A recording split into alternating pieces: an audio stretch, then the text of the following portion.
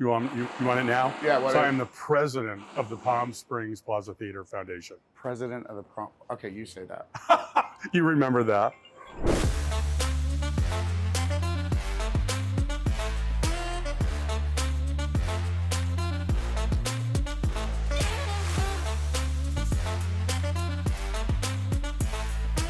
Tonight, you are auditioning to be a lounge singer.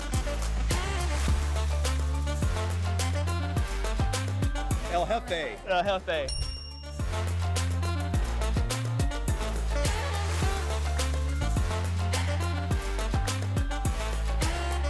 Let's do it. Let's do Boom.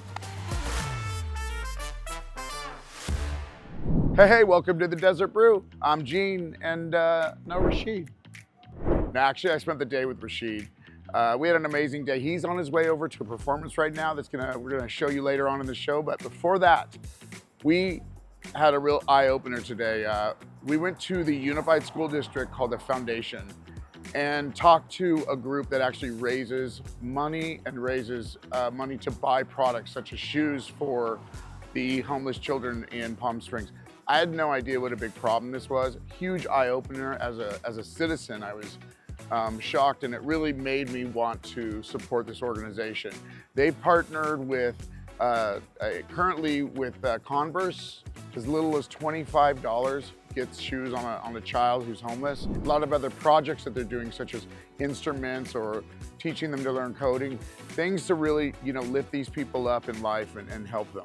Previous to that though, we started out at the Plaza Theater. Plaza Theater has been here since 1936 in Palm Springs. It is an iconic theater that went into disrepair. The city bought it a couple years ago, and there's a huge movement. J.R. Roberts, who's an architect, who is on the board, who is leading this project, is really doing amazing things with it. And he's gonna walk us through over the next couple months. We'll be able to progress and see how the project goes. But another good organization if you want to support local. So 2 things we're gonna ask you to support today. That's the theater. We're gonna ask you to support these homeless children, and doesn't take much to support. And then we'll give you a little music on the end with good old Rashid. So have fun.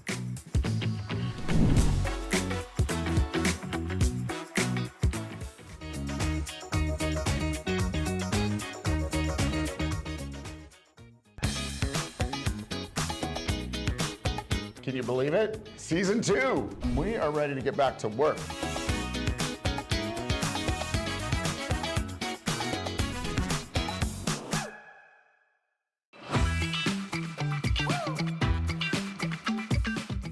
Hey, welcome to the Desert Brew. I'm Gene. I'm Rashid. And I'm JR. J.R. Roberts, give them your official title. I am the president of the Palm Springs Plaza Theater Foundation. There you go. And you have a lot of time and attention to detail with this project going on. Did you like arts and crafts as a kid? He's an architect. That's a great question. It's a good question. I've always loved buildings. I didn't know it would lead to something like this, but I've always loved restoration and always loved buildings, yeah. Well, let's first of all, I want you to give a little history, but I'd like to just share that as a resident of Palm Springs, I walked by and have walked by for years. And I remember the Follies were going on here for years. And then I saw it shuttered, concerned.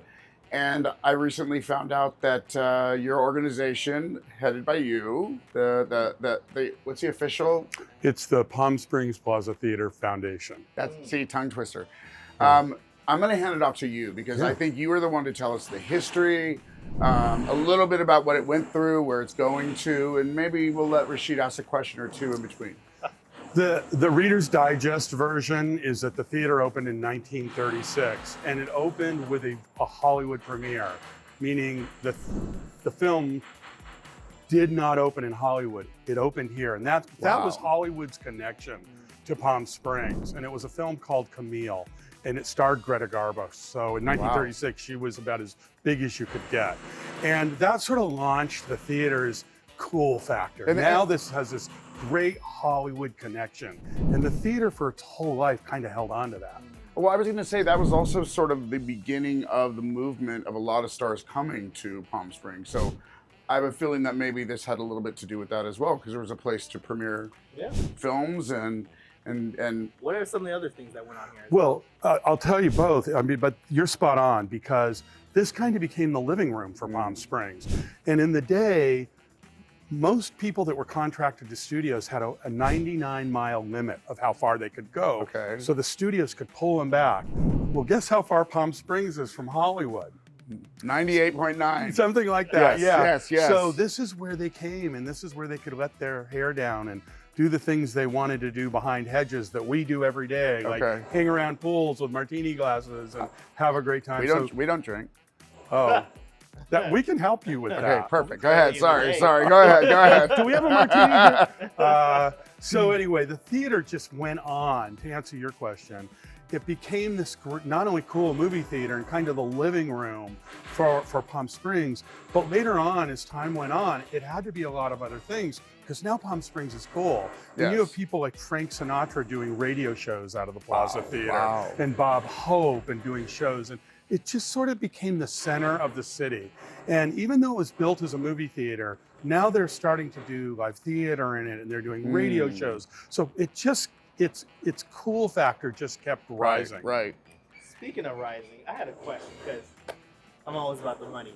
Let's talk about the cost. The cost, what? The cost of restoration? No, the cost of restoration as well as other things. And let's talk about the cost and also what's going to happen here. A lot of time the restoration fee can be astronomical in the aspect of trying to restore it back to its original glory. So what are some of the enhancements, but also some things that you're keeping the same here? So you're absolutely right. Restoration is very different than a remodel, and a restoration is a lot more money. So our plan here, from your original question, is that we are going to restore the theater to 1936. So when you walk through the doors, you will be back in 1936, but behind the walls, you will have state-of-the-art 2024 lighting, sound. The seats will be new and amazing. The air conditioning systems, the screen, everything will be state-of-the-art, best you can have in any theater. That's got to be a challenge to combine the two, right? I mean, so inherent in a lot of those luxuries that you're talking about, they take wall space, they take function, a lot of things that a 1936 theater wouldn't be able to handle. Well, again, you're spot on. And back to your question, what does this cost? Yeah. So the cost of doing this project is $26 million.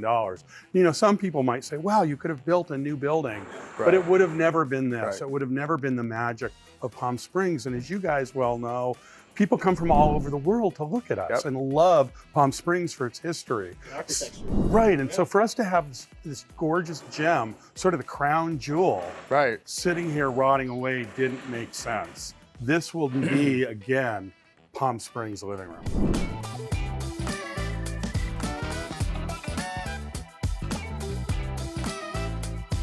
Tell everybody a little bit about who you are, and I know your background is in architecture.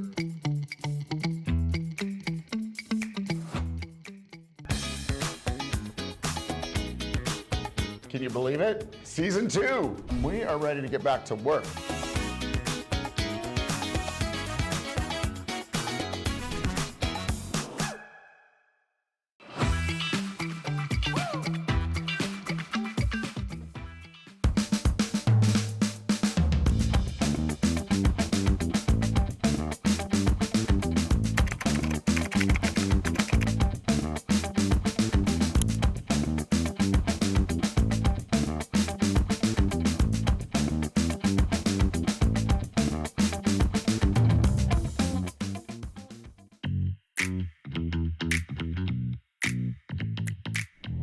The way I understand it, this became a passion project of yours. Tell everybody a little bit about who you are, and I know your background is in architecture, and give them a little confidence who's driving this project and in charge, because at the end of this and during this, and we're gonna have a whole series on the theater throughout the show as it progresses, we're gonna be asking for money. So. Not from me, I hope. Yeah. We're the ones that for need, you. We're gonna be asking money awesome. for you. I'm really glad you clarified that. Finder's fee. Yeah, so my history simply is my whole passion in history has been architecture, particularly preservation. That's been my passion, vintage architecture and preservation, and that was much of my career.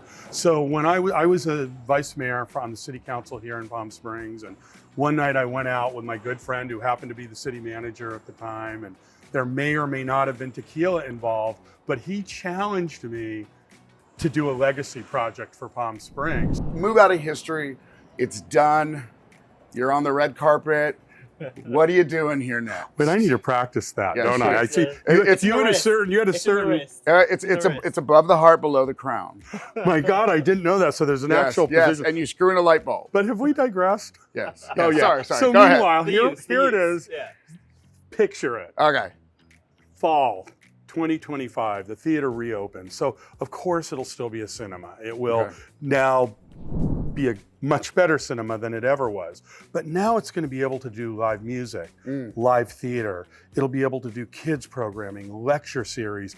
We are so excited to have a huge diversity of programming. If you can think of it, we'll probably do it. If we can fit it in the Plaza Theater, we will.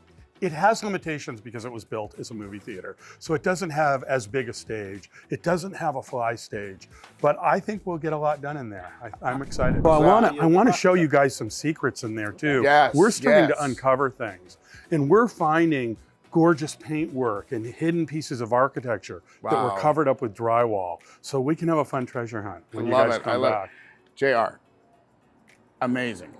Thank you. Seriously, and as a community member, I thank you as well. And I'm excited. I'm excited. I love that you guys came down for this. Starting to heat up. Thank you. This is one hell of a artsy Love the project. show. I'm going to be even a bigger There you fan go. now. So thank you I love guys. it. I love Thank it. you. Thank you. Thank you for so your much. help, guys. Thank you. Yeah.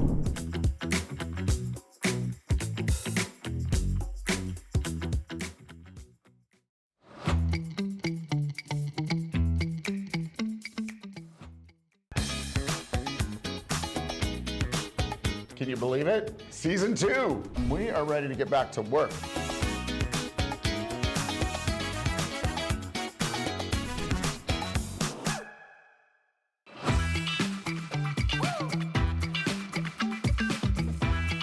Welcome back. I'm Rashid. I'm Gene. We're sitting here with Ellen Goodman of the Palm Springs Unified School District Foundation. Ellen, welcome. Thank you. Hi, guys. Hi. We've had a little time to talk before we started taping, and I am just blown away by what you're doing. We originally came on to talk about the shoe drive that you're doing, but I really want to touch beyond that and what the foundation's doing and what you're doing. And I mean, let's just start out. Give us some background on the foundation and how it came to be, please. Right. So education foundations are common, and they were established to help the community support areas that are under and unfunded in school districts. And about, I'd say 12 or 14 years ago, our school district established a 501c3 to do exactly that, to raise money to fill gaps for under and unfunded projects. And it really is, those projects are things all the kids love to do, right? So government dollars, it's about 70 cents on the dollar. They will fund all the academic, they'll fund teachers, they'll fund some basic supplies, and everything else you almost have to beg, borrow, and plead for. And you see it in teachers having to take money out of their pocket for supplies, and you see schools kind of knocking on business doors and asking for help. And school districts, our school district particularly, is quite progressive and very forward-thinking. So they established a foundation. They pay for all of the operating expenses, which includes our salary and benefits, so that all of the money that we raise can go to the project that is being funded at that moment. Yeah, it's pretty shocking that 12% of our school population is considered homeless. And just to break that down, of that 12%, it's about 2,500 kids. About 350 at any given time are unhoused. And then a percentage of them are in like motels, which is their temporary dwelling, and a percentage are in other homes, and that also is temporary. So that's kind of the breakdown. But You also mentioned cars as well, too. well, that's the unhoused. They would be living in cars, maybe in a park or something like that, a RV or something. And so during COVID, we raised funds for gift cards so that families could get resources. And what we found is there was this huge fire in Desert Hot Springs in a mobile home park, and a number of our families were affected. So they became homeless very, very quickly. Our high school at Desert Hot Springs High School became, they turned them into temporary Red Cross places for people to stay and to have shelter. So what we found was that emergency assistance was needed beyond COVID. So we continued to raise money to provide family with gift cards so they could buy food, buy essentials, and other things. We also, because of the fire and then that huge tropical storm Hillary that kind of came across and people in Cathedral City lost their homes, there we actually did rental assistance and we provided money for contractors so that they could get repairs done. I do want to share something, and that is our school district covers 500 square miles. And so we start at the westernmost mountain at Palm Springs. Our school district line runs through Cathedral City, so Palm Springs, Cathedral City, Rancho Mirage, and then it meanders into Palm Desert, then heads north, hops the freeway, and that community is called Thousand Palms, and then heads west again through Sky Valley, Desert Hot Springs, and then hops back over south, over the freeway back to Palm Springs. And so it's quite a large territory. We have 27 campuses, and we have a total of 20,000 kids.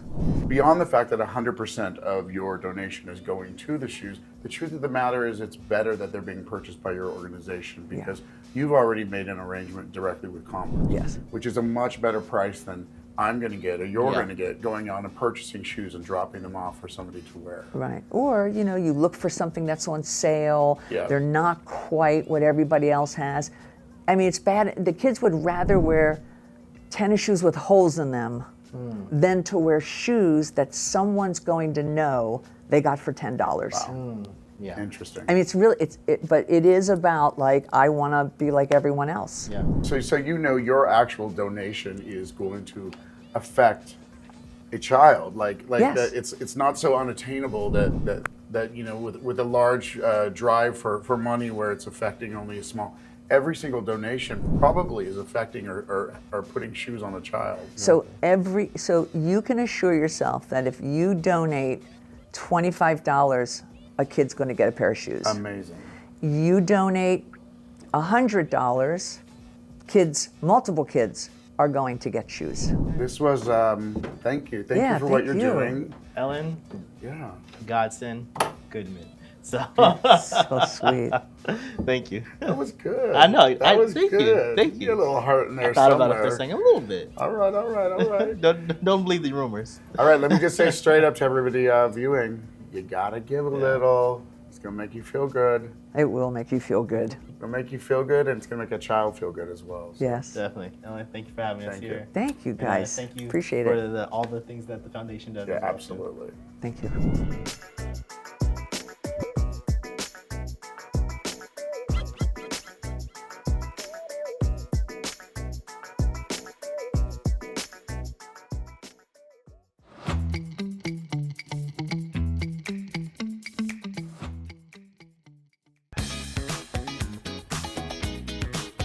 Can you believe it? Season 2. We are ready to get back to work.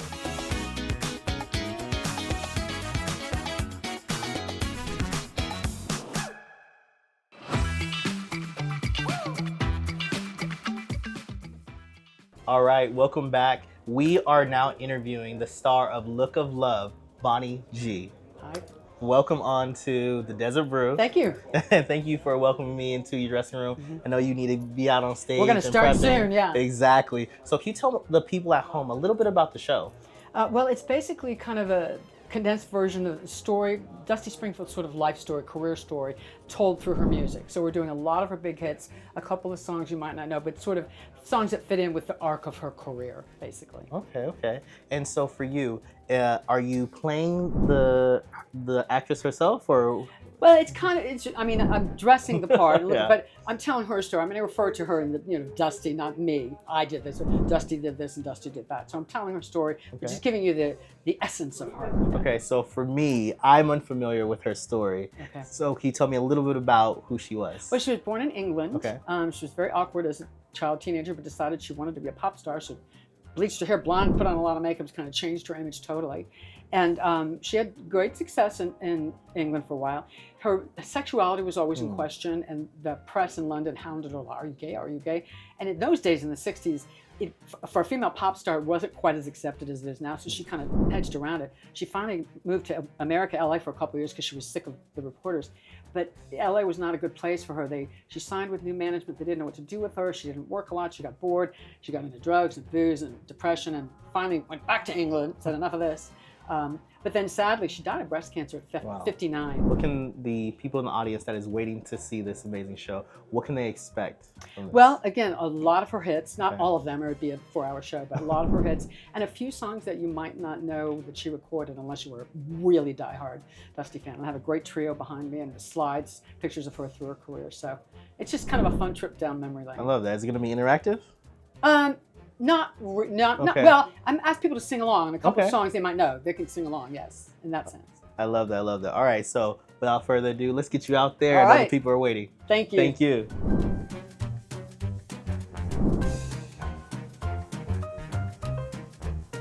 Hey, you. This is a problem all the time.